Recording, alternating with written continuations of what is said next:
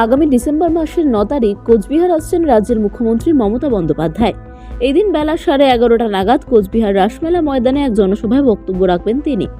রোববার একটি ভিডিও বার্তায় একথাই জানালেন তৃণমূল কংগ্রেসের কোচবিহার জেলা সভাপতি অভিজিৎ দেব ভৌমিক। এদিন তিনি জানান, কোচবিহার জেলা তৃণমূল কংগ্রেসের এই কর্মসূচির আয়োজন করেছে। মুখ্যমন্ত্রীকে এই জনসভাকে সফল করতে সোমবার প্রস্তুতি সভার ডাক দেওয়া হয়েছে।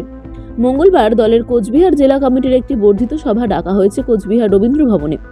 এরপরই জেলা জুড়ে অঞ্চলে অঞ্চলে এবং ব্লক স্তরে এই জনসভা সফল করার উদ্দেশ্যে প্রস্তুতি গ্রহণ করা হবে। মুখ্যমন্ত্রীর এই জনসভাকে কেন্দ্র করে জেলার বিভিন্ন অঞ্চলের বুথে বুথে মিছিল হবে। এছাড়াও ব্লক স্তরে মিছিল এবং প্রস্তুতি সভা করা হবে। এদিন অভিজিৎ দেব ভৌমিক বলেন, রাজ্য জুড়ে এসআইআর এর আবহে সাধারণ মানুষের মধ্যে একটি আতঙ্ক ছড়িয়ে আছে।